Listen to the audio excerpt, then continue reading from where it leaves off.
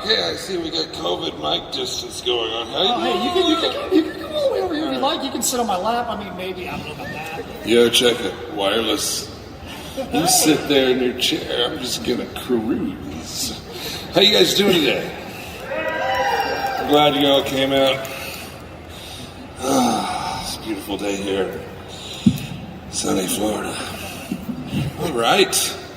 I've seen pictures of this place. Years ago, I had a girlfriend by the name of Kim, and she's into the horse thing.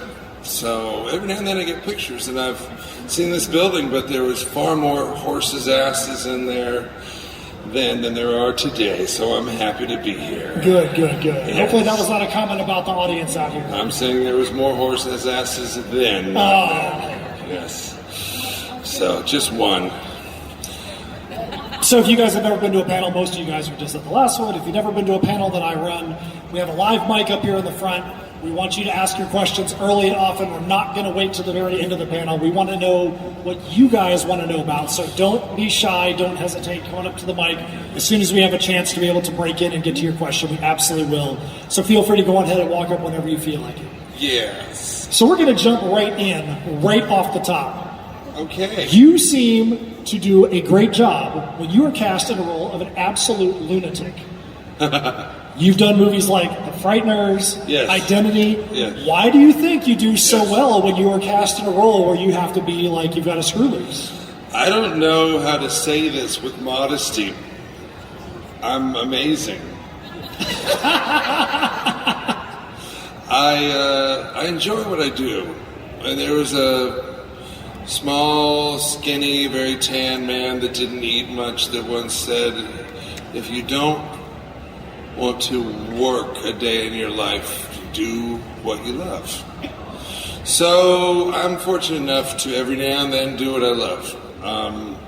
The world is, there was a lot of years there where I was kind of a working actor with great frequency. And the last few years have been really difficult in the motion picture television industry. Everyone's got YouTube, everyone's got their own phones, everything went to web streaming, and there's been just a great amount of change. How we view things, how we see things. We don't go to theaters anymore. Everyone's scared of their own shadow with, I might get a cold. And there's been some bumps in the road, but that's the way life is, right? It's like you take the hits and keep on going. So recently, since COVID, I'm glad that I've been able to get kind of right back into working again and doing more movies. So I'm very thankful. So the hobby is now turning back into a profession. And, that's a darn good thing, right? Putting food on the table for your kid. That's always a positive. Yeah, it hadn't been easy for any of us this past 5 years, so. Yeah, you have a question down in front. All right, man, what is your name? What kind of question do you have for Mr. J. Busey? My name is Jim, and I'm just curious if you ever had a chance, or would you ever like to have a chance to act alongside your father? Oh, did everyone hear Jim? Good? So he asked if I would ever like to work with my dad, or if I'd ever had a chance. I am an actor, and it's because of my dad that I'm an actor. I grew up on movie sets, and the very first film I was in, I was cast by Dustin Hoffman to play my father's son at 5 years old in 1976. Oh shit, he was 5 in 76, so that means he was born in 1971. And so I was just a little kid, and then they put a dinner table. Kathy Bates played my mom, and the movie was called Straight Time. So my dad was a getaway driver, and Dustin Hoffman is a jewelry thief. And when he gets out of jail, he comes back seeking vengeance because my dad took off. Or his character took off as a getaway driver and left him when the alarm went off. So Dustin comes to the house to whack my dad's character. And I mean whack like this kind of whack. So the the notion was we need to get my dad's character, make him more likable, make him softer, make him more endearing to the audience, make it more difficult when he gets killed. So they said, well, let's give him a kid. And he just so happened to have a 5-year-old son.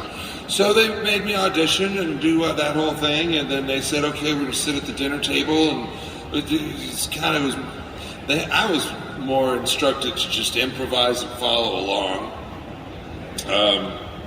But there was one point where Dustin says, okay, when I say this line of dialogue, I want you to just haul off and just smack your dad right in the side of the face. Now, my dad was a big guy, and I was little and 5 years old, and boy, you don't hit daddy in the side of the face.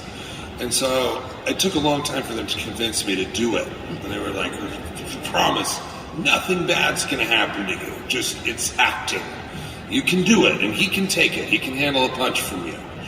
So Dustin, roll the cameras, all this shit, the lights are on, and then Dustin says his line, and I just, pow! Popped Dad right in the face, hard as I could. He fucking grabbed me with, don't you ever fucking shook me up and down. I turned bright red, started crying, and then when they yelled cut, they were like, yeah, Jake, way to go! And I was like, you motherfucker. At 5 years old, he said that. Not cool. So, and I was pissed off because some of the artwork on the walls of the set was not my artwork. I had my crayons. But, that was the first time I worked with my dad. And in 1999, I was hanging with Prince, as we all would, right? No, I wasn't hanging with Prince, but I had a TV series. It was a sitcom called Shasta McNasty. It was very silly. And we did a Thanksgiving episode. And, I don't know, Jeff Easton, the creator of that show, he and I, we were talking, and we thought, well, Thanksgiving is a family holiday, and the show's about these 3 bachelors and one girl that's a bachelorette. I don't know. That's probably not even PC anymore, right? I don't know what her freaking pronouns were, but it was 3 dudes and a girl, and so it wasn't a family thing. So Jeff and I were like, well, we can bring my dad on, So we wrote him to be like the long lost father from he left, he's and I find him in a dumpster. He's homeless. And he's eating pizza out of the dumpster. Because he's living in it, and the pizza's, it's like magic dumpster, just he gets pizza dumped on him, and So anyway, that was 1999, and we did a Thanksgiving episode of Shasta McNasty, so yeah, we've gotten to work together a couple times, and it was, and then when I was doing From Dusk Till Dawn, we brought him on, and he played like my great-great-great-grandfather. Like it was way back in time. It was like a cutaway to back in 1802 or something. And I had to direct him because he's gotten so eccentric that he wouldn't listen to the director of the episode that Rodriguez was, oh boy. But it was, he did a great job. He took it in stride. They dumped a whole bucket of blood on him. It was a vampire show. Oh yeah. Thank you very much. There's the short form answer. It's all good, have man. Have you worked with your dad? It's all good. So let's go back to Identity. So how many guys out there have seen the movie Identity? It's actually that was a good movie. Good movie, well scripted, well written, with a good twist ending. Yeah, really good twist ending. James Mangold. And you get to be a complete psycho. You're actually a prisoner being transported in that movie. That movie was, it was. For those of you who still can't come to grips with what the hell that movie was about, it took me forever to figure out what the movie was about. I think it was like the third time I saw it. Even at the premiere, I was like, God, what is this movie about? But, you know, you finally realize, oh, it's one dude with multiple personality disorder, and these are all characters in his head, and they're battling it out. The psychiatrist is having the characters kill each other off till they get down to the one dominant character so that he can, like, live a functional life. So that's why in the film people are dying off systematically for weird reasons. And so yeah, I was one of the fictional characters that was now what you don't remember is that Ray Liotta's character, he was a prisoner too. He was just dressing up as a cop. So we were two escaped convicts, and he just, you know, he had the seniority, so he played the cop and was bossing me around. And that was fun, you know. That was a really great film. It was fun is an interesting word. It was difficult. It was very difficult to film that movie. The energy was just really dark. A lot of times, even on like horror films and stuff, where slasher movies and all that, people are still laughing and you're kind of having a good time. That movie was just dark. Everybody was just it even felt like if you watched the deleted scenes for that movie, there was some small comedic parts, like Amanda Peet sitting on the toilet, things like that they cut out that were more humorous, and it felt like they even tried to cut those things out of the movie so it was as dark as possible, even in the presentation. Yeah, for sure. I think the most humorous, entertaining thing was the fact that they've left a lot of John Hawkes, a lot of his stuff. John's great.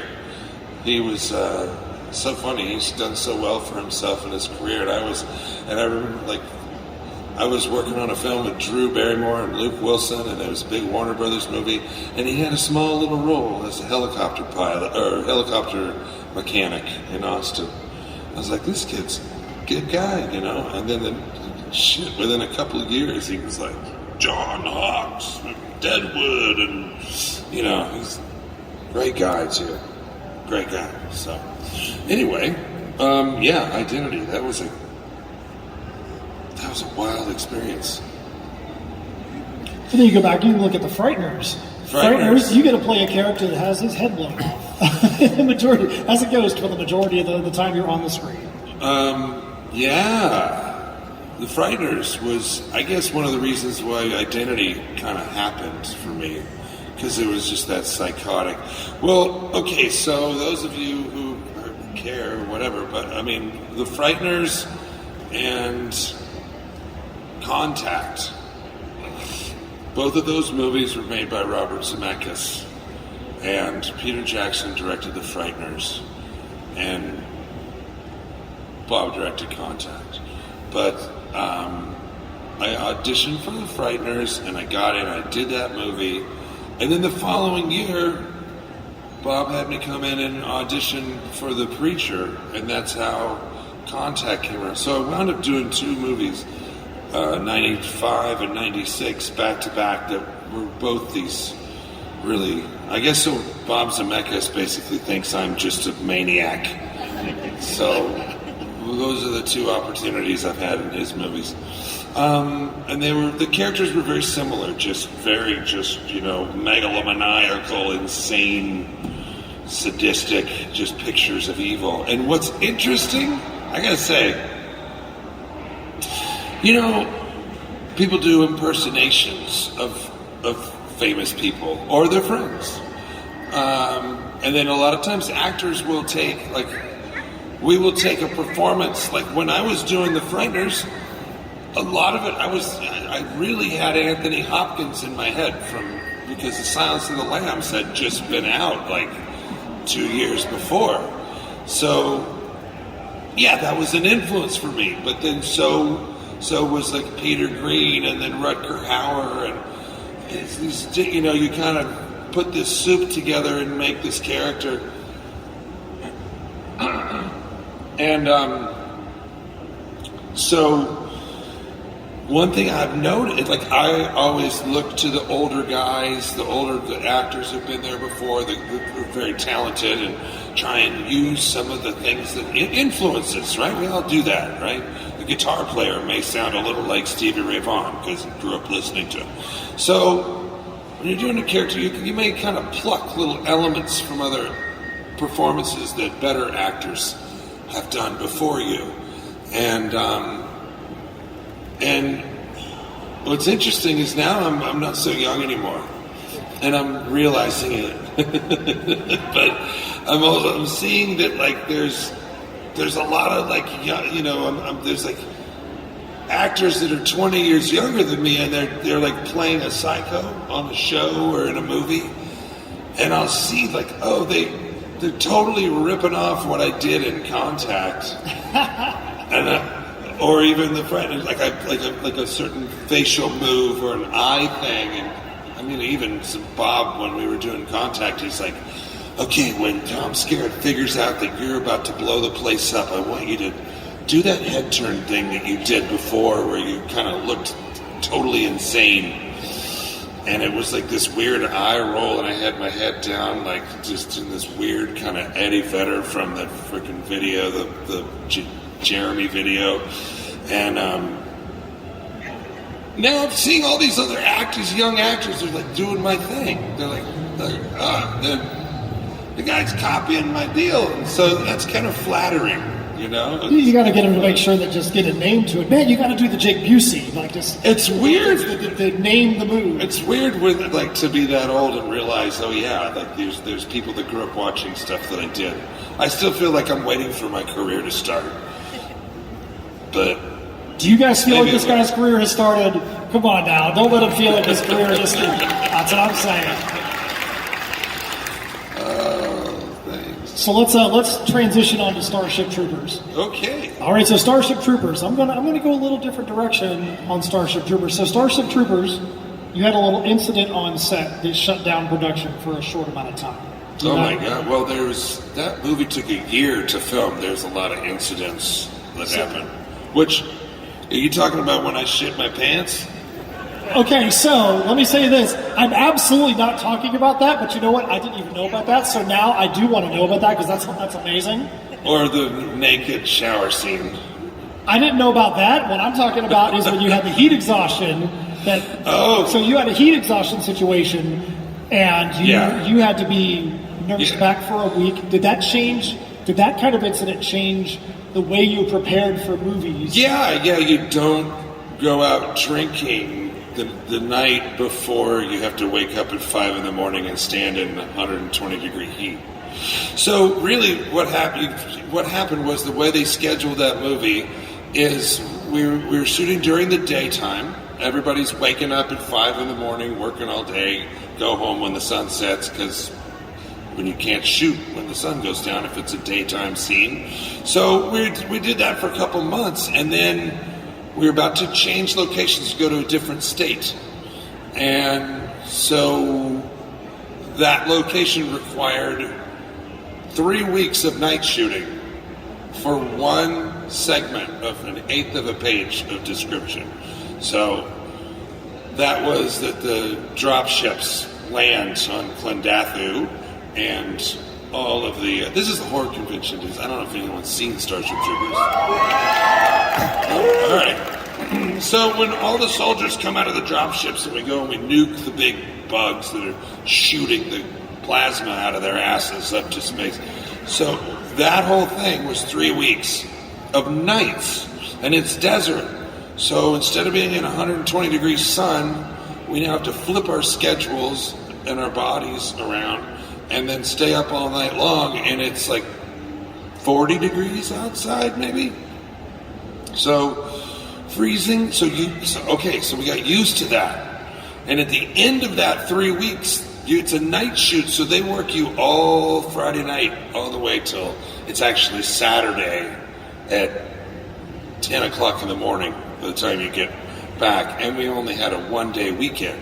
So you got to wake up Saturday afternoon, Saturday night, and then all you have is Sunday to kind of recover and be in a haze, and then we had to be back on daytime schedule Monday morning, and it's 120 degree heat, and those suits didn't breathe. There was no air in or out. We had the Luke Skywalker freaking thing around the neck, the rubber piece, and then the jackets were made out of suitcase vinyl, and then the gloves covered that, and then everything tucked in, so there was no air getting in and out of your body. It was like you were in a freaking sauna suit. Well, instead of getting in the shade in between takes, I was like, I'm going to tough it out with all these extras, all these poor folks that are out here making no money, and they're just asked to stand here all day. Well, what I didn't know is, on the average, we were losing 25 to 30 people per day to heat stroke.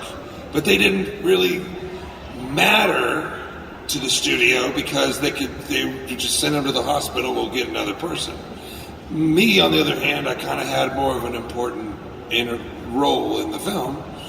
And I was dumb enough that I was like, no, military, tough. I'm going to stand out here in the sun. But I was like hungover because we all went out and drank Saturday night. We were 24.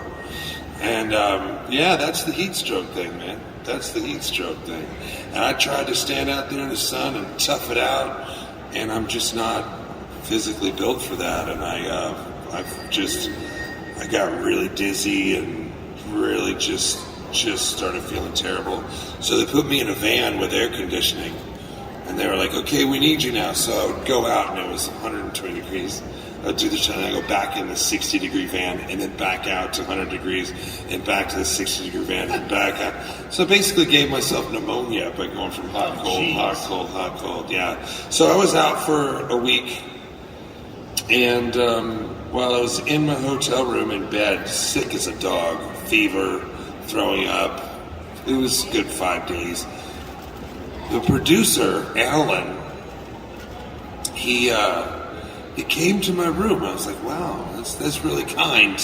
The producer of this giant movie, $125 million movie, he comes to my hotel room to check on me. And he's got a doctor with him. And I was like, wow, this is really sweet.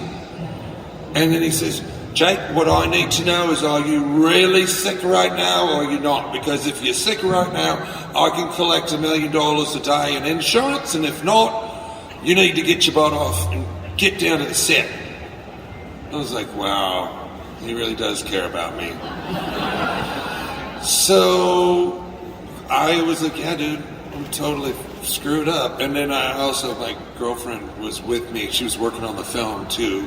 She was doubling Denise Richards. So she was like, yeah, he's fucked up. So we lost a week of shooting and just went at that location, and then we just moved that. Well, it was said that we had to move to. We moved to South Dakota, and I spent my birthday in South Dakota in a motel on the side of the road, sick, listening to the brand new Stone Temple Pilots "Tiny Music from the Vatican Gift Shop" record. There you have it. All right, we got somebody else. Really exciting shit. Somebody else in here with a question. What's your name? What you got? My name is Kyron, and I think, Jake, you met me earlier. You said, I did, Kyron. Yeah. Good to see you. Yeah, so my question is, I have 2 questions, actually. I hope we can get through it fast enough, but they're both about Starship Troopers, and my first one is because Starship Troopers, when it first came out, it bombed in the box office. Yeah. Everyone, they didn't like it. So what was your experience being in a movie that bombed, that spent millions of dollars on? Well, it's a little bit of a bummer. Yeah. Shit. But it's not the only one. I've been in a whole bunch of big movies that bombed, and the first thing is that if you cut your hand really bad and you go to the hospital, the emergency room, and they see that your hand is cut, what's the first thing that they say? How did this happen? So with all the bombs that have, like the Frighteners, huge disappointment, total bomb. And So, and then the movie I did with Drew Barrymore, Home Fries, they released that Warner Brothers. They sat on it for 2 years after we were done. They didn't know how to market it because it was Vince Gilligan, you know, Breaking Bad and X-Files. He wrote this dark comedy about Drew Barrymore being a teenage pregnant girl from a guy in his 60s, and then his stepchildren, me and Luke Wilson, are trying to kill her. And so they marketed it as a like a romantic comedy because she had just done, back then she was really big with all the wedding comedy movies, right? So they released it and they pulled it in one day. So with that, you have to say, well, it's just circumstantial, it's not my fault.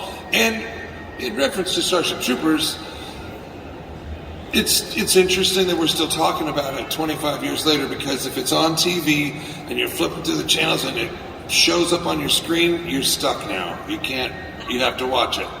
And that's an interesting aspect of that film. But the reason, if you're curious, the reason it happened was that Paul and the studio, Paul Verhoeven directed the film, and to him it was his own personal painting that he made, and he wanted to hang his painting in the museum in a certain way, and he wanted it violent like his other movies, Total Recall and the fucking RoboCop, Stretch. So you can see I started drinking early today. No, but the thing is, so he wanted a real violent, bloody guts, gory movie with buckets of blood just flying everywhere. And the studio had made a whole line of toys for kids, and the demographic they had planned was 90210 in space, and they had all these toys for boys from 14 to 21. And that was the audience that they marketed it to. And Paul was like, no, it's going to be an R rating. And then they showed it to the MPAA and they gave it an NC-17, which is a fancy way of saying no children under 17. But culturally, it's got much more of a taboo to hear NC-17. It's like, whoa, there must be people kissing in that movie. So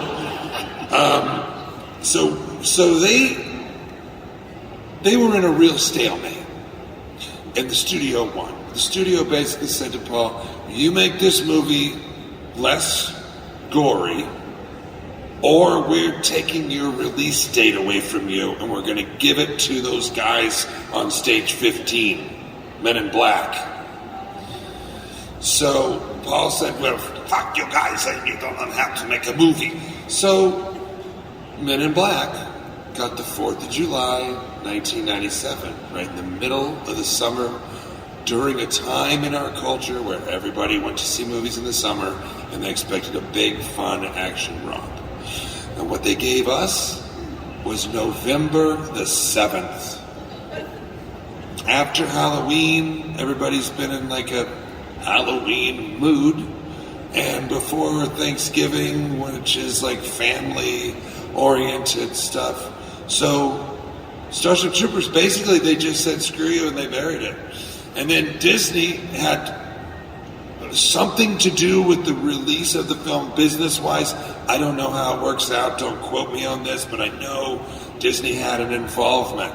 And Casper Van Dien tells a story that what Disney did was they grabbed, they had, man on the street with flyers or whatever, and they wrangled up and they were handing out flyers and saying, here, go buy a ticket for Little Mermaid and then sneak in to see Starship Troopers is playing at the same time. And so they re-released Little Mermaid just to do that. And then they had another film that they just so happened to be releasing too. Another one of those big, kid Pixar kind of movies. So they were pitching both of those, like, go see one or the other, like Mario Kart or whatever, and sneak into Starship Troopers. So Casper, the way he tells the story is that Starship Troopers made $22.5 million that weekend, which is all they care about opening weekend. Little Mermaid made $22.5 million, and so did that other, like Mario Kart or whatever the hell it was.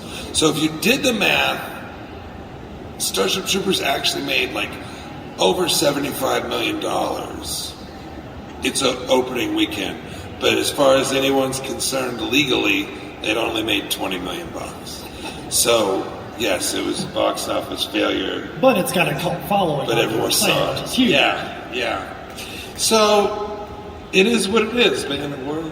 It's, you know, you can't predict. And then The Frighteners was a Halloween movie. They were supposed to come out in October, and Universal didn't have any other great offerings at the time, so they say, or they thought. And so they were so excited about Peter Jackson's new movie with Michael J. Fox, The Frighteners, that they released it in the summertime. August 19th, the opening day of the Olympics in Atlanta, Georgia. Nobody goes to see the movies. So, you know, it's a hell of a business, and I don't claim to know any better than those people that did at that time, although I could have told them not to do what they did, but, you know, so there you go, man.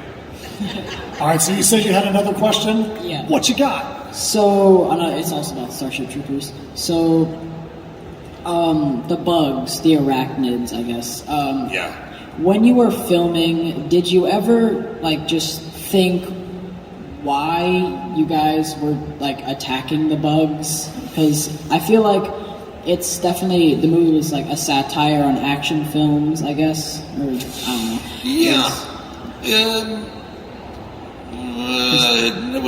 I don't think we ever questioned why. We were at war, and we were, you know, it was like almost like what we're at like now, like it was a proxy war kind of a thing. Like we went and, you know, so the way the movie lays it out is that some Mormon extremists set up a base on a planet in the bugs' solar system. And the bugs were like, hey, this is our area, get the fuck out of here. And they didn't, and they fought back. And so that started a war. And then the bugs were like, they got into the guy's head, they figured out where they were from Earth. So then the bugs started sending meteors at the Earth, trying to get rid of those people that infringed on them. So there's some, I'm not going to say it publicly, but there's some parallels going on with our world right now. That movie is actually very relevant at this moment. And I asked Paul at the beginning of the film, I said, what is this movie about? What is the point of it? And he said, don't you, so Paul is of the age that he was a child growing up in post-World War II Netherlands, right? He's Dutch, so all of his cities and churches and towns, squares, and everything blown to bits, from the British and American bombs.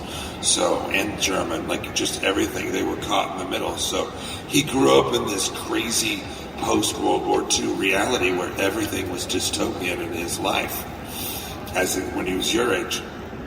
So he says to me, when I asked him, what is this movie about? He says, don't you see, it's the fascism versus communism. And I had to sit with that for a while. I was like, so who's the good guy? Who's the good guy? And I realized, there's really no good guy. It's just people with points of view, and they think they're right, and their way's better. And, so he's really mocking humanity in that film. He's mocking the guile and the self-righteousness and a lot of what he saw in his world when he grew up. So that's to the best of my knowledge. Now, if this video runs online and Paul, if you're watching it, I'm sorry if I have bastardized any of the truth. This is just the best I can remember 30 years later. Good stuff. Thanks a lot for the question. Thank you.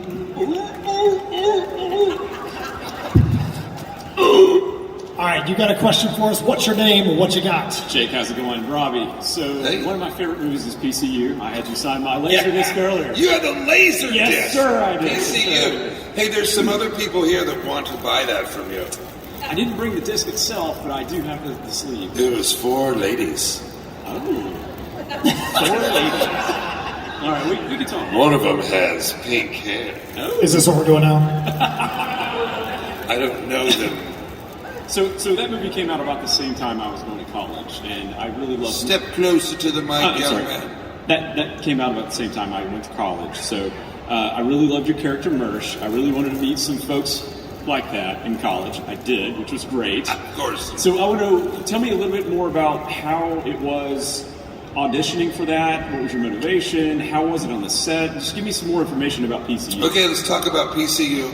With a round of applause, I would like to hear, at the count of 3, who knows what PCU is? 3, 2. They weren't even waiting. Okay. There was someone possible right Worcester now. University. So a third of the crowd knows. Okay, so what it is, it's a Jeremy Piven, David Spade, and a bunch of other up-and-comers in a politically correct university. It was 1992 or 93, and it was making fun of just how ridiculously politically correct the world had gotten at that time. And I watch that movie now and I think, this is so risque for today's world, you could never release it. Boy, have we gotten sensitive. Man, just crazy.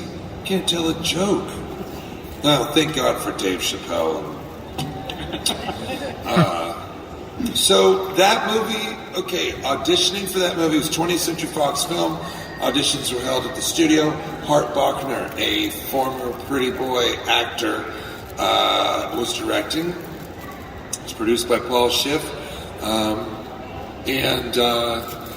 So I read for that film, and I impersonated 2 guys that I knew, buddies of mine. So that character is Chris Williams and Jethro Fox. That's awesome.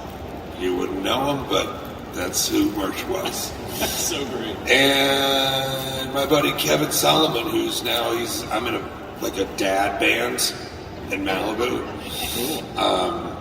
And so we play some hard rock, we sound like some, Tool or System of a Down or some kind of, Alice in Chains, whatever, kind of 90s band, because that's when, our age. But, so Kevin did this thing when we were in junior high that was just hilarious. And when you take a little water, you go.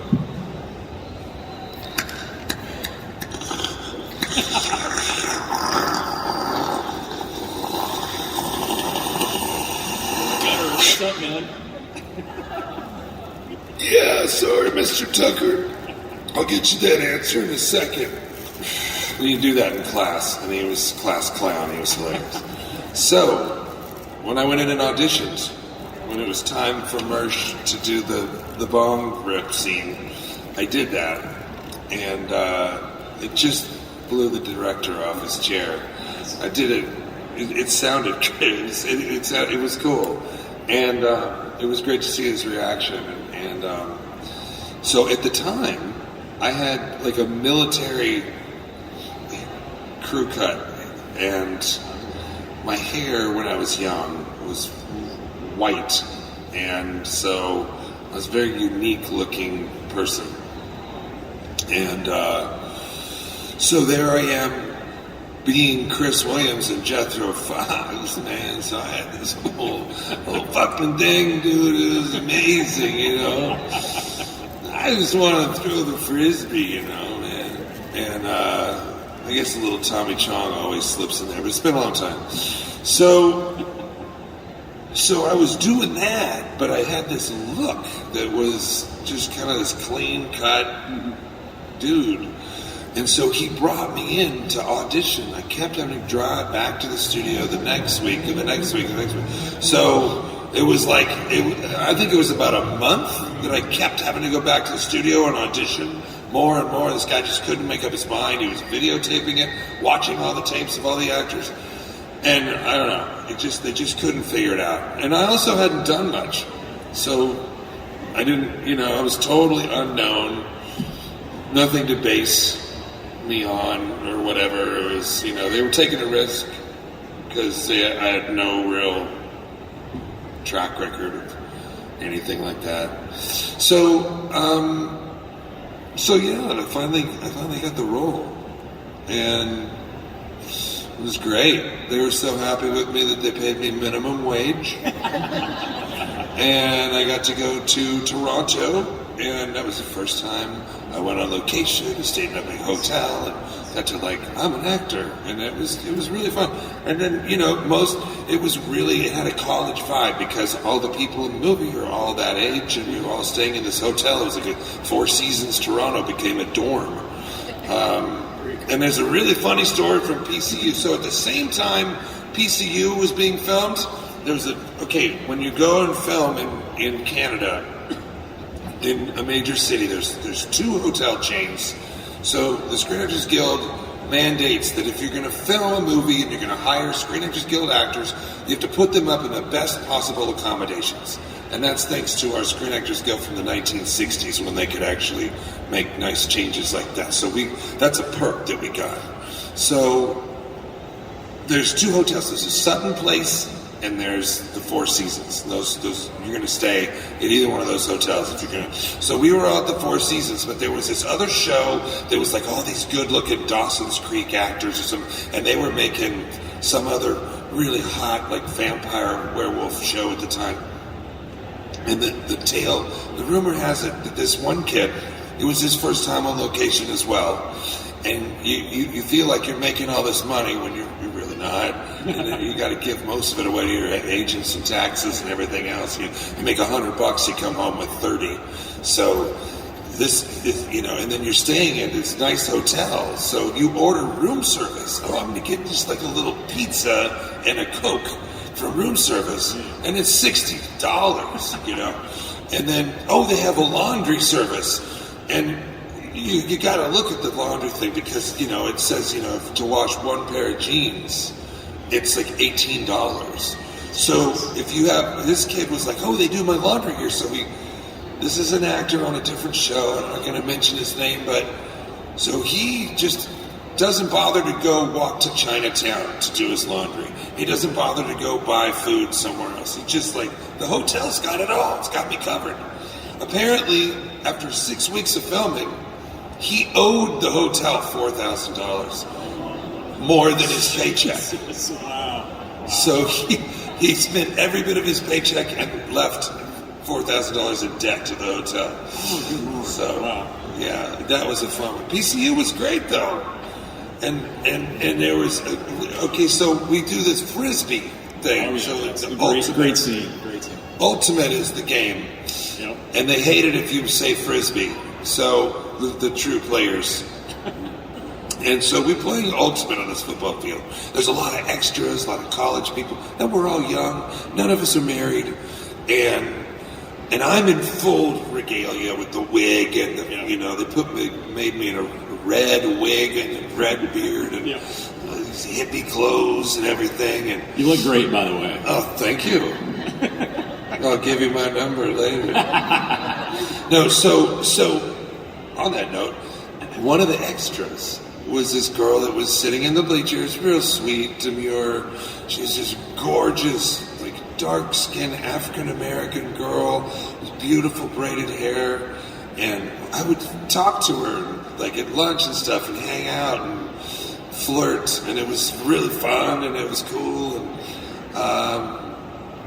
And but you're at work, and of course this is the early 90s, so I mean everybody was a little more normal about everything. And he wouldn't like me to you for talking to him, you know. So we had a good rapport.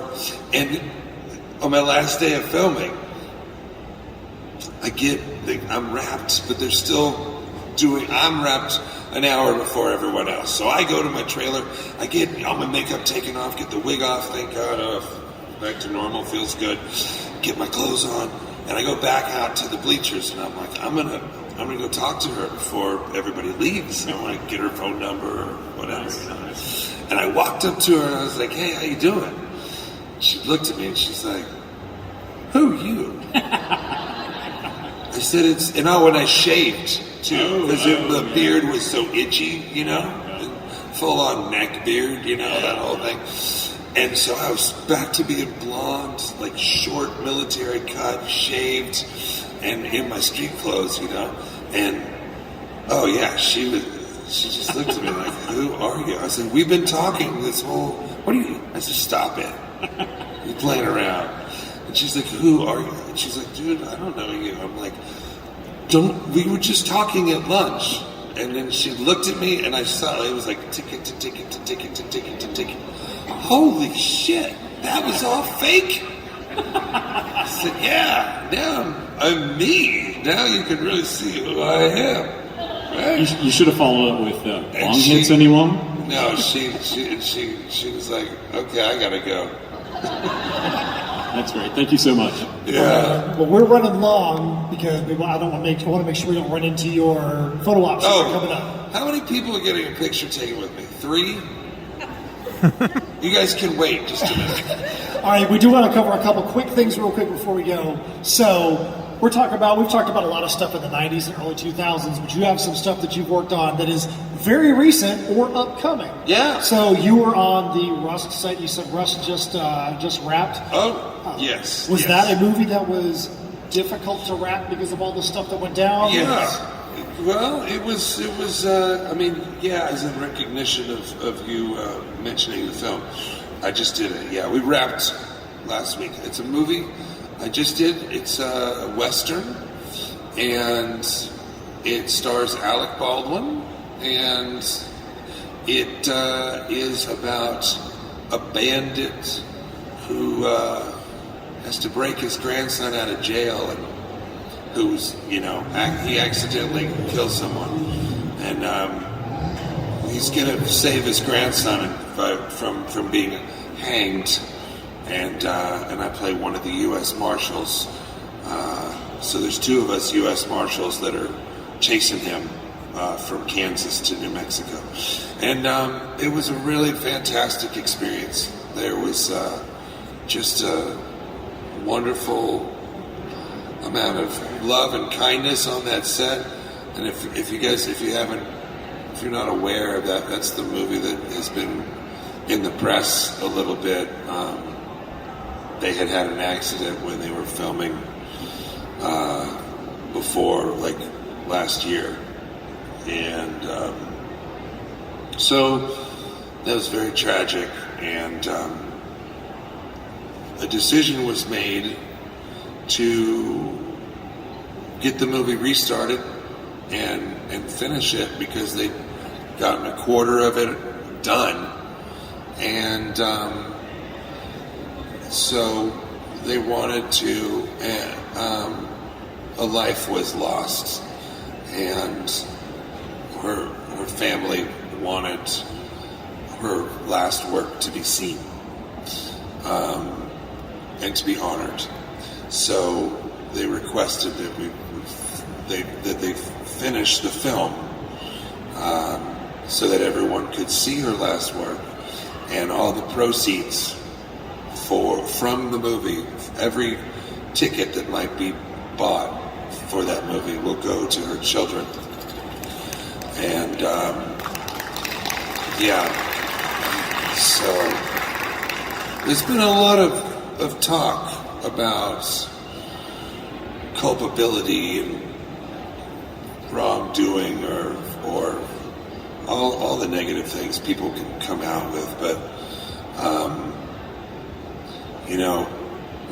it was really something else to see those who had been there, those who were her friends, coming together, and they had decided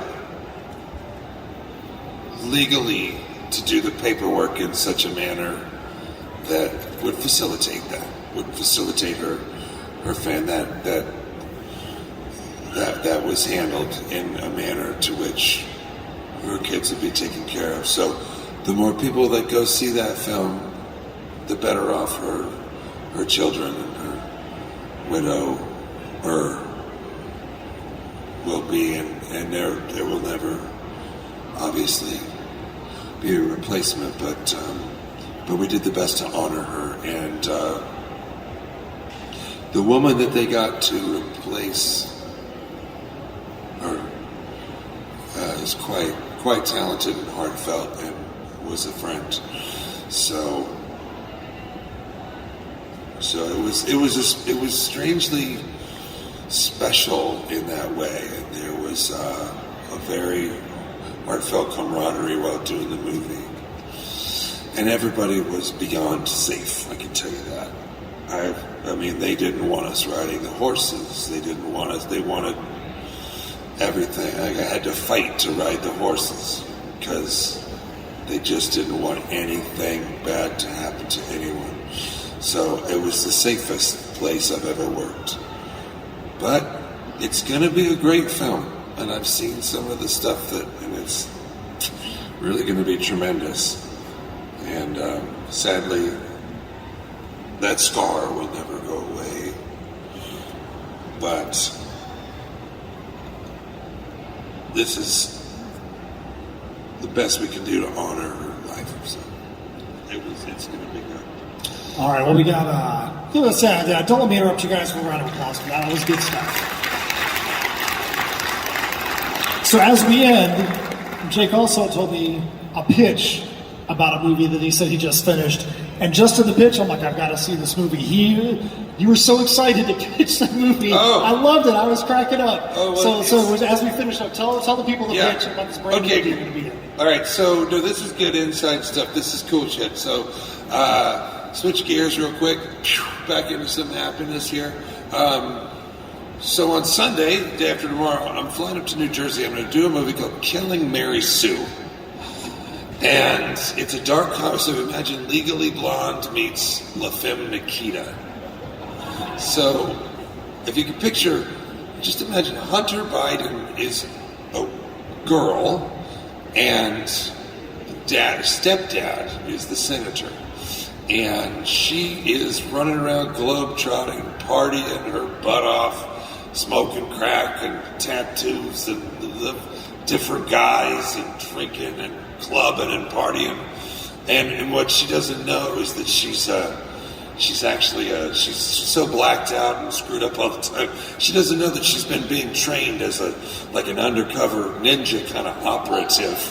And so her stepfather, the senator, his poll numbers are just terrible. So he says to his campaign, and keep in mind, this is a dark comedy. He says to his campaign manager, he says, you know what, let's just take her out. Let's just get rid of her. Make her go away. We'll make it happen, right? So they hire a hitman. The hitman shows up at her house. He's got like leather pants on, no shirt, and he's wearing, it's like, I think it's Florida, so it's hot and humid. He's got leather pants on, no shirt, and he's got like a cable in his hand. And she opens the door and sees him, he breaks in like a cat burglar, makes his way up, finds her because he's there to kill her in the middle of the night. And she opens her bedroom door and holy shit, here the guy is. And she goes, oh, they did get me a stripper for my birthday. And so we've already seen earlier on that she's kind of into some of the darker sides of human sexuality, like the BDSM stuff and all that. So he comes in the room and he's trying to kill her, and she's like, oh yeah. And she's all into it. She's fighting with him, and then he like hits her, and she's like, is that as hard as you can hit, you pussy? Hit me, fucking hit me. Now flip me over. And he's like, what? And then she winds up getting in a fight with him, and they're like fighting through the whole house, and he's really trying to kill her, and she's like, yeah, come on. And then she accidentally, like, he just trips and falls, and he hits his head on the coffee table and he dies. So then she calls her stepdad, and she's like, and we've now learned that he is her hero as well. She's always looked up to him. He can't stand her, but she's always looked up to him and thinks he's just amazing. So she calls him. She's like, the stripper died.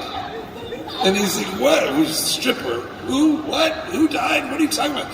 She's like, you sent the stripper for my birthday, right? Don't you remember me asking? And he came over and he accidentally died. I don't know what to do. We got to get rid of the body. And he goes, and now he looks at his campaign manager and he's like, she killed the assassin.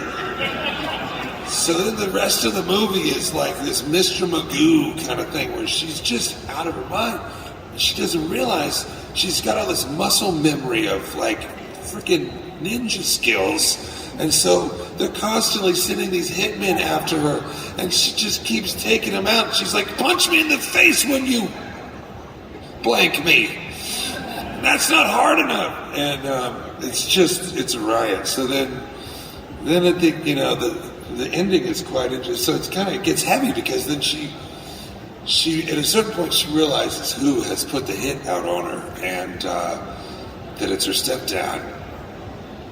And she's backed into a corner now, and it's her life or his. And so she's got a rifle, and she has to make the choice. She has to shoot her hero, which is it's devastating. So the movie, it's this kind of wacky dark comedy, but then it has this deep ending with a lot of moral kind of messages in there. And I'm really excited to go shoot it. So I'm going to be doing that my part just works like this next week. So that's going to be great. All right, like I told you, this sounds like it's going to be a great movie, right? Killing Mary Sue. All right, we do have to get off the stage because he's got to get over to his photo ops. Let's give a big round of applause one more time for Jake Busey! And everybody here, come over to the photo op. Yeah.